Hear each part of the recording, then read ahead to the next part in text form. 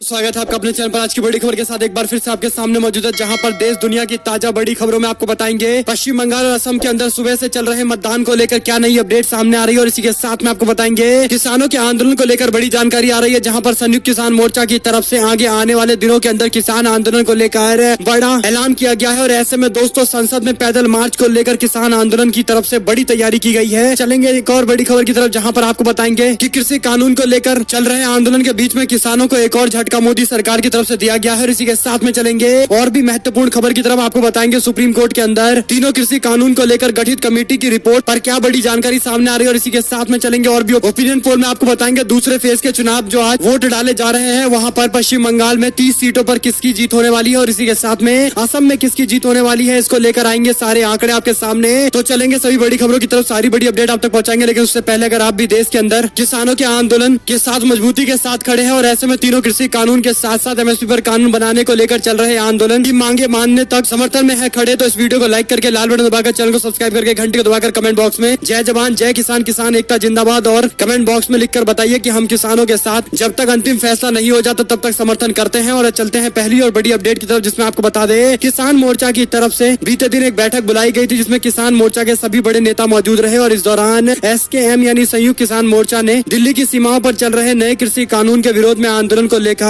मई में संसद तक पैदल मार्च निकालने का ऐलान कर दिया है। मोर्चे ने अगले 2 महीने की योजना का ऐलान किया है। आपको बता दें कि मोर्चा ने प्रेस कॉन्फ्रेंस के माध्यम से संसद घेरने और संसद तक पैदल मार्च करने का भी ऐलान कर दिया है। किसान नेता गुरनाम सिंह चढ़ूनी की तरफ से कहा गया है कि इसमें न केवल किसान बल्कि महिला, बेरोजगार, युवक और श्रमिकों के साथ साथ कई और लोगों को आंदोलन में शामिल किया जाएगा जो इस आंदोलन का समर्थन करते हैं। चढ़ूनी ने सम्मेलन को संबोधित करते हुए ये बातें कही है और इसी के साथ में उन्होंने कहा कि शांतिपूर्ण तरीके से मार्च निकाला जाएगा और 26 जनवरी की तरह कोई घटना नहीं घटे, इसको लेकर भी हमने पूरी तैयारी कर ली है। और इसी के साथ में प्रशासन से भी इस पूरे मामले को लेकर बातचीत की जाएगी। और इसी के साथ में दोस्तों मई में किसानों के पैदल संसद मार्च को लेकर तारीख का ऐलान नहीं किया गया है, लेकिन किसान आंदोलन को लेकर किसान नेता मानते हैं कि जल्द ही इसका ऐलान कर दिया जाएगा। और ऐसे में 5 राज्यों के चुनाव के नतीजे 2 मई को आ रहे हैं और माना जा रहा है कि किसान इसी बीच में संसद की तरफ कूच कर सकते हैं। और चलते हैं दोस्तों एक और बड़ी जानकारी की तरफ, जहां पर किसान नेताओं ने ऐलान करते हुए कहा है कि आंदोलन के दौरान जिन किसानों की मौत हुई है उनके सम्मान में 6 मई को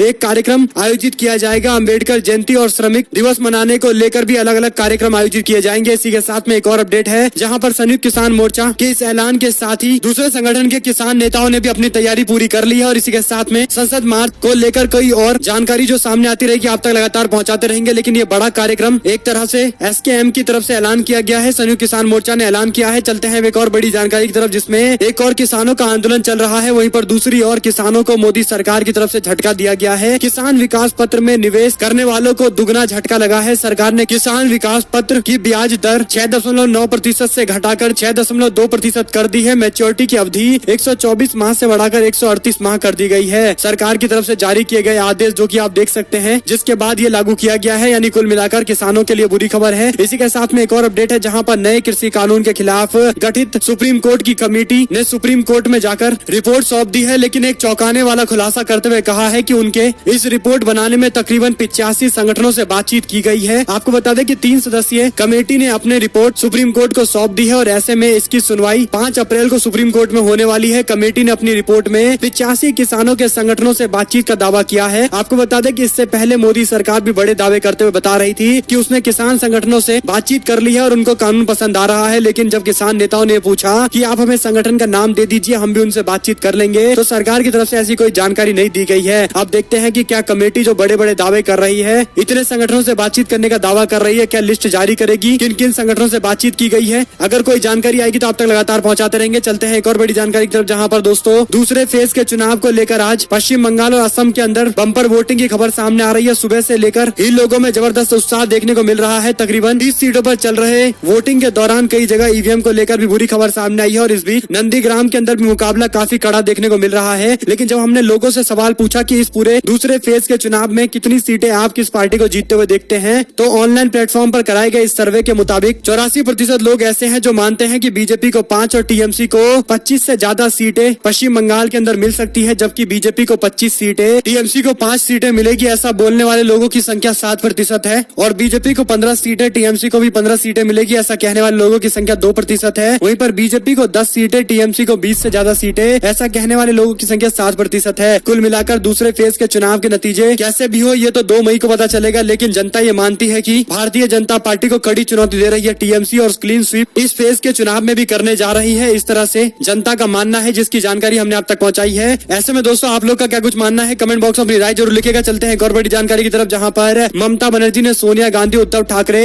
अखिलेश यादव समेत सभी विपक्षी नेताओं को लिखा है खत। बोली एकजुट होकर ही लड़ने का समय आ चुका है। दरअसल दोस्तों आज यानी 1 अप्रैल को पश्चिम बंगाल के विधानसभा चुनाव के लिए दूसरे चरण के मतदान लगातार डाले जा रहे हैं और इस बीच नंदीग्राम में सीएम ममता बनर्जी के खिलाफ बीजेपी के नेता शुभेंदु अधिकारी चुनाव लड़ रहे हैं। इस बीच टीएमसी की तरफ से एक एक करके कई सारे शिकायत इलेक्शन कमीशन में दर्ज कराई गई है, लेकिन इलेक्शन कमीशन की तरफ से कोई कार्रवाई नहीं होने को लेकर टीएमसी के नेता विरोध कर रहे हैं और स्पष्ट तौर पर देश की बड़ी बड़ी पार्टियों को पत्र लिखकर इस पूरे मामले पर बीजेपी के खिलाफ तानाशाही करने का आरोप लगाते हुए ममता बनर्जी ने कांग्रेस पार्टी की अध्यक्षा सोनिया गांधी, दिल्ली के मुख्यमंत्री अरविंद केजरीवाल और महाराष्ट्र के सीएम उद्धव ठाकरे, जगन मोहन रेड्डी, नवीन पटनायक, फारूक अब्दुल्ला, महबूबा मुफ्ती, दीपांकर भट्टाचार्य समेत कई पार्टी के नेताओं को पत्र लिखकर बीजेपी के विरोध में एक मंच पर आने की अपील की है। ममता बनर्जी ने इस पत्र में लिखा है कि मेरा दृढ़ निश्चय है कि अब समय आ गया है कि अब भारतीय जनता पार्टी के खिलाफ संविधान और लोकतंत्र पर हमले के खिलाफ एकजुट हुआ जाए। एनसीटी विधायक का मुद्दा उठाते हुए ममता बनर्जी ने कहा कि उपराज्यपाल को अघोषित रूप से दिल्ली का वायसराय बना दिया गया है, जो प्रधानमंत्री और गृह मंत्री के प्रतिनिधि के तौर पर काम कर रहा है।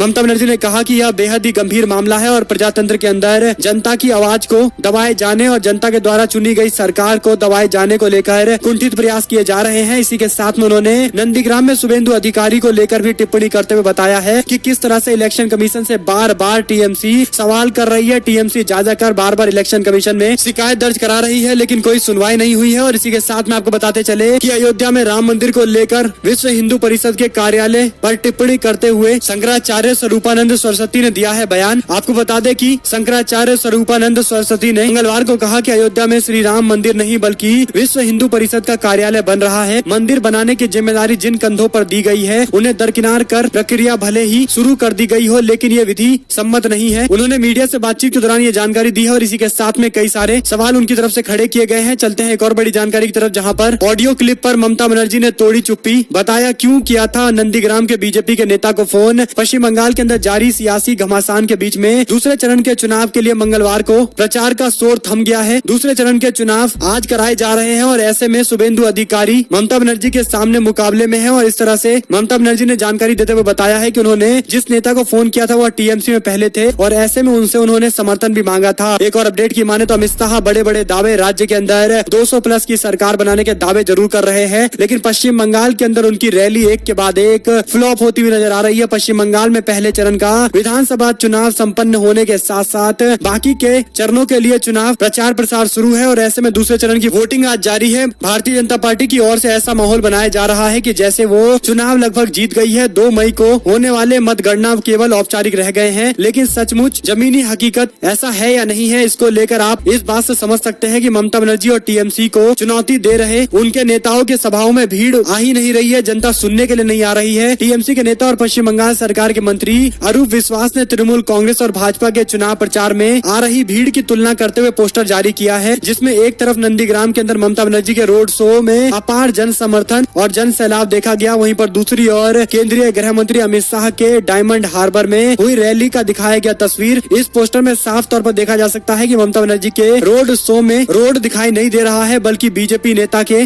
कार्यक्रम में केवल रोड दिखाई दे रहे हैं, खाली कुर्सियां नजर आती है, जो कहीं न कहीं एक संदेश है कि राज्य के अंदर बीजेपी के लिए इतना आसान चुनाव जीतना नहीं है जितना बीजेपी के नेता बता रहे हैं और ऐसे में बड़ी टक्कर देखने को मिल रही है टीएमसी और बीजेपी के बीच में। चलते हैं एक और बड़ी जानकारी की तरफ, जहां पर कांग्रेस पार्टी के नेता राहुल गांधी ने गुवाहाटी के कामाख्या मंदिर में जाकर पूजा की है। पार्टी के नेताओं से भी मुलाकात की गई है। विधानसभा चुनाव के लिए प्रचार के लिए कांग्रेस पार्टी के नेता राहुल गांधी एक बार फिर से असम के दौरे पर पहुंचे, जहां पर उन्होंने गुवाहाटी के अंदर कामाख्या मंदिर में जाकर पूजा की है और मां का आशीर्वाद लिया है। इसी के साथ में राहुल गांधी चाय गांव में रैली करने पहुंचे, जहां पर छत्तीसगढ़ के मुख्यमंत्री भूपेश बघेल भी उनके साथ में मौजूद थे। इसी के साथ में आपको बताते चले कि गुजरात निकाय चुनाव में मिली जीत के बाद इन चुनावी राज्यों में विषाद बिछा रही है अरविंद केजरीवाल और उनकी पार्टी। दिल्ली से जुड़े इलाके नोएडा, गाजियाबाद और यूपी के बड़े शहरों के अंदर आम आदमी पार्टी का फोकस है। औद्योगिक विस्तार और रोजगार को भी बड़ा मुद्दा बनाया जा रहा है और इसी के साथ में दिल्ली की तरह ही दिल्ली से सटे हुए उत्तर प्रदेश के इलाकों के अंदर अपनी पकड़ को मजबूत करने के लिए आम आदमी पार्टी दिन रात मेहनत कर रही है। इसी कड़ी में चाहे गुजरात का इंडस्ट्रियल एरिया सूरत हो या फिर उत्तर प्रदेश प्रदेश के शहरी इलाके हो जो दिल्ली से सटते हैं उन सभी पर फोकस किया जा रहा है। इसी के साथ में बिजली हाफ पानी माफ, अरविंद केजरीवाल ने कई सारे और वादों के साथ उत्तर प्रदेश में भी अपना परचम फैलाने को लेकर तैयारी कर ली है और इसी तरह से दिल्ली के अंदर यह फॉर्मूला पानी और बिजली के साथ साथ स्कूल और हॉस्पिटल वाला चला था, जिसे लेकर संजय सिंह के नेतृत्व में उत्तर प्रदेश के अंदर भी आम आदमी पार्टी उतरने वाली है चुनावी मैदान में। चलते हैं एक और बड़ी जानकारी की तरफ, जहां पर असम के मिनी बिहार में किस पार्टी को मिलेगी जीत। पिछले विधानसभा चुनाव में तिनसुकिया सीट पर मतदाताओं की संख्या 1,44,234 थी, जिसमें से पुरुष मतदाता 75,438 और महिला मतदाताओं की संख्या 68,795 थी। वहीं पर एक और जानकारी सामने आ रही है, जहां पर अखाड़ा परिषद की इस मांग पर तिलमिलाया विपक्ष कांग्रेस पार्टी और समाजवादी पार्टी ने साधु संतों को नसीहत दी है। आपको बता दें कि कांग्रेस पार्टी ने कहा है कि देश संविधान से चलता है और चलेगा, साधु संत को ऐसे बयान नहीं देने चाहिए। समाजवादी पार्टी की तरफ से भी रोड का नाम बदलकर दूसरे नाम रखने के अखाड़ा परिषद के बयान को लेकर जानकारी दी है और ऐसे में अखाड़ा परिषद के महंत नरेंद्र गिरी ने देश में मुगलों और अंग्रेजों के नाम की सड़कों को हटाने को लेकर मांग की है। और इस बीच कांग्रेस पार्टी और समाजवादी पार्टी ने भी अपनी प्रतिक्रिया दी है, जिसकी जानकारी हमने अब तक पहुंचाई है। चलते हैं एक और बड़ी जानकारी की तरफ, जहां पर कर्नाटका के अंदर एक और भारतीय जनता पार्टी के सरकार में कुछ भी ठीक नहीं चल रहा है। पार्टी के बड़े बड़े नेता बागी हैं। वहीं पर दूसरी ओर कर्नाटका के सीएम येदियुरप्पा को बड़ा झटका लगा है। ऑपरेशन कमल को लेकर जांच के आदेश दे दिए गए हैं। कर्नाटका के मुख्यमंत्री बीएस येदियुरप्पा को हाई कोर्ट ने बड़ा झटका दिया है। हाई कोर्ट ने ऑपरेशन कमल के मामले में जांच के आदेश को मंजूरी दे दी है। इस मामले में जनता दल सेकुलर के नेता नगन गौड़ा के बेटे शरण गौड़ा ने एफआईआर दर्ज कराई थी। इस एफआईआर को रद्द करने की मांग करते हुए एक याचिका दायर की गई थी, जिस पर हाई कोर्ट ने फैसला लेते हुए अब जांच के आदेश दे दिए हैं। एफआईआर दर्ज कराने वाली याचिका को ही रद्द कर दिया गया है। इसी के साथ में एक और अपडेट है, जहां पर बंगाल में जो पैसे भेजे गए वह हमारे ही थे, बीजेपी नेताओं के बाप के नहीं। अभिषेक बनर्जी ने पश्चिम बंगाल के चुनाव को लेकर ये जानकारी दी है। पश्चिम बंगाल में विधानसभा चुनाव को लेकर बदजुबानियों का दौर लगातार जारी है, जहां पर बीजेपी के नेता भी इस तरह के बयान दे रहे हैं। और इस बीच टीएमसी के सांसद अभिषेक बनर्जी ने भी बयान देते हुए अलीपुर द्वार के अंदर एक रैली को संबोधित करते हुए कहा कि हर साल पश्चिम बंगाल में केंद्र सरकार को 75,000 करोड़ रुपए भेजता है, लेकिन केंद्र सरकार अम्फान तूफान में केवल 1,000 करोड़ रुपए भेजती है। तो बीजेपी के नेता कहते हैं कि मोदी जी के द्वारा भेजा गया था, ये वो भूल जाते हैं कि ये हमारा ही पैसा है, बीजेपी नेताओं के बाप का पैसा नहीं है। एक और जानकारी की माने दोस्तों तो उत्तराखंड के अंदर प्रचारकों की लिस्ट में त्रिवेंद्र सिंह रावत का नाम नहीं है। बीजेपी बोली, कहा प्रिंटिंग में गलती हो गई थी। आपको बता दें उत्तराखंड में लगातार उठते सवालों के बीच में बीजेपी को अपना सीएम बदलना पड़ा है। त्रिवेंद्र सिंह रावत की जगह तीरथ सिंह रावत को नया मुख्यमंत्री बनाया गया है। हालांकि ये कहा गया है कि त्रिवेंद्र सिंह रावत को नई जिम्मेदारी दी जा सकती है, लेकिन सलट विधानसभा सीट पर होने वाले उपचुनाव को लेकर बीजेपी की तरफ से जो स्टार प्रचारकों की लिस्ट जारी की गई है, जिसमें रावत का नाम गायब दिखाई दिया। न्यूज एजेंसी ने एक लिस्ट जारी की, जिसमें बीजेपी ने सफाई देते हुए कहा कि प्रिंटिंग मिस्टेक हो गया और उनका नाम नहीं आ पाया। बीजेपी के नेता सफाई देते हुए नजर आए, लेकिन एक बात तय है कि त्रिवेंद्र सिंह रावत के लिए एक और मुख्यमंत्री का पद जा चुका है और दूसरी ओर पार्टी के नेता उनका नाम प्रचारकों की लिस्ट में लिखना भूल जा रहे हैं। यानी आप समझ सकते हैं कि प्रिंटिंग एरर है या फिर त्रिवेंद्र सिंह रावत के लिए बीजेपी में अब कोई जगह नहीं बची है। कई सारे सवाल जरूर खड़े होते हैं। और एक और अपडेट की माने तो पहली बार एक अनोखा मामला देखने को मिला है, जहां पर कर्नाटका की येदियुरप्पा सरकार के मंत्री ने अपने ही सीएम के खिलाफ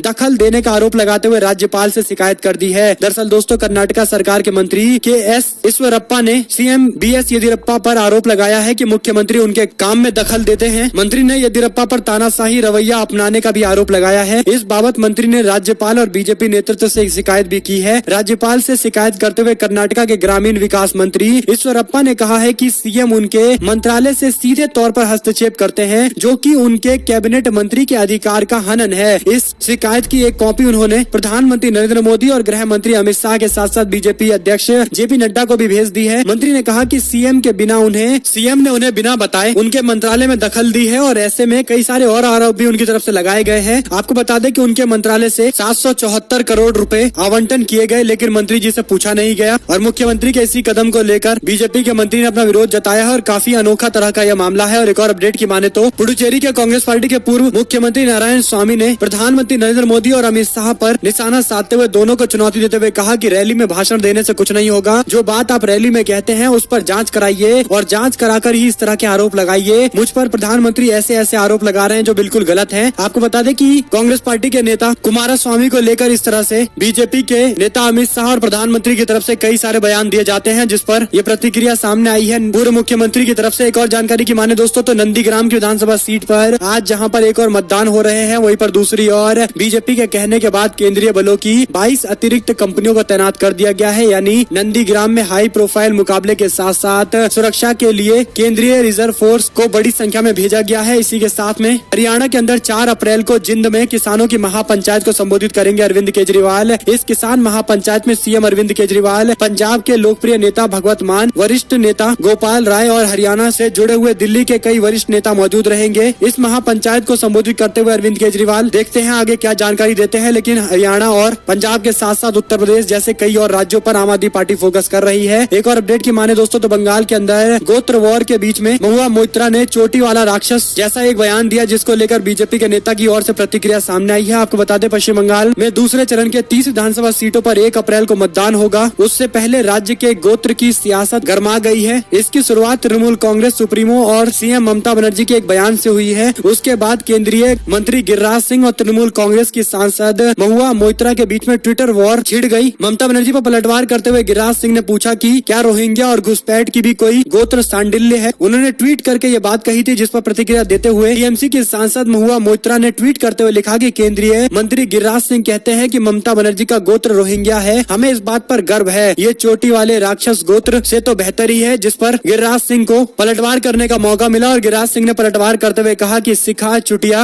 हिंदुस्तान की सनातन सभ्यता और संस्कृति की अभिन्न अंग है और वोट के खातिर सनातन को गाली देना उचित नहीं है। रोहिंग्या के पैर धोते रहिए, इस तरह का बयान बीजेपी के नेता ने दिया है, जिस पर वापस से तृणमूल कांग्रेस की सांसद महुआ मोइत्रा ने भी जवाब दिया है। इसी के साथ में आपको बताते चले कि ये पूरा मामला कुछ इस प्रकार है, जहां पर ममता बनर्जी ने एक चुनावी सभा को संबोधित करते हुए कहा कि जब वह एक मंदिर में गए तो उनसे एक गोत्र पूछा गया तो उन्होंने अपना गोत्र बताया था माँ माटी मानुस, जिसके बाद बीजेपी के नेता इस पर सवाल भी खड़े कर रहे हैं। और एक और जानकारी की माने तो चुनाव आयोग बना बीजेपी का प्रवक्ता, एक शब्द बोलूंगी तो पूरा बंगाल खड़ा हो जाएगा। ममता बनर्जी ने इलेक्शन कमीशन को भी अपने निशाने पर लिया है। दरअसल दोस्तों ममता बनर्जी ने सवाल करते हुए पूछा कि कैसे बीजेपी नेता के पास इतने सारे पैसे हैं, क्यों हमारे पैसे उनके पास में है। बीजेपी चुनाव आयोग को निर्देश दे रही है और चुनाव आयोग वही कर रहा है। अब चुनाव आयोग बीजेपी का प्रवक्ता बन चुका है। इसी के साथ में असम के लोग सिटीजनशिप अमेंडमेंट एक्ट समेत हर मुद्दे पर बीजेपी के दोहरे चरित्र को देख रही है। हम अपना फैसला सुनाएंगे, जनता भी अपना फैसला सुनाएगी और राज्य के अंदर कांग्रेस पार्टी की सरकार महागठबंधन की सरकार बनने जा रही है। इसी के साथ में दोस्तों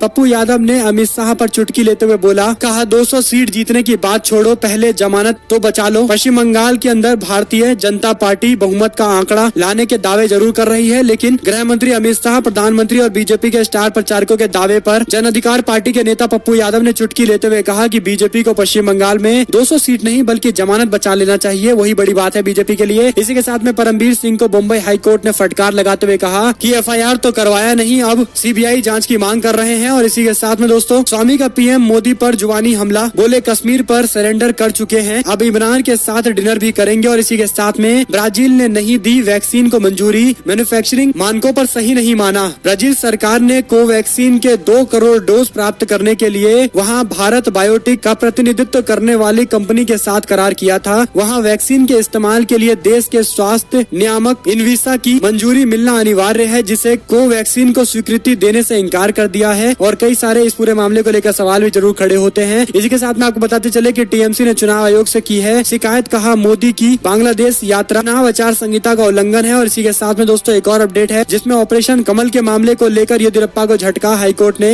जांच को मंजूरी दे दी है। वहीं आपको बता दें कि बीजेपी के प्रत्याशी और क्रिकेटर अशोक दिंडा को Y+ सिक्योरिटी दी गई है। प्रचार के दौरान हमले का आरोप उन्होंने लगाया था। एक और जानकारी की माने तो केरल के अंदर इंदिरा गांधी की यादों को वापस लेकर आई प्रियंका गांधी, रोड शो में उमड़ी हजारों की भीड़, विजयन सरकार पर भी उन्होंने निशाना साधा है। इसी के साथ में सरकार ने छोटी बचत करने वाले को दिया झटका, पीपीएफ और बुजुर्गों की जमा पूंजी भी घटा दी गई है, उनको मिलने वाला इंटरेस्ट भी कम कर दिया गया है। इसी के साथ में यूपी लाते समय हो सकता है मुख्तार अंसारी का फर्जी एनकाउंटर, पत्नी ने राष्ट्रपति को पत्र लिखकर जताई है आशंका। इसी के साथ में आपको बताते चले कि नंदीग्राम से ममता की हार का वायरल सर्वे फेक, प्रशांत किशोर की कंपनी ने बीजेपी का फर्जीवाड़ा बताया है। इसी के साथ में सारी बड़ी अपडेट आती है जिसकी जानकारी हमने आप तक पहुंचाई है। अगर आपको एक भी खबर अच्छी लगी हो तो इस वीडियो को लाइक करिएगा, लाल बटन दबाइए, चैनल को सब्सक्राइब करिए, घंटी दबाइए, हमारे साथ लगातार बने रहिए। जुड़े रहेंगे। दोस्तों का बहुत बहुत धन्यवाद। आप लोग देख रहे थे आपका अपना चैनल जय हिंद, जय भारत, वंदे मातरम।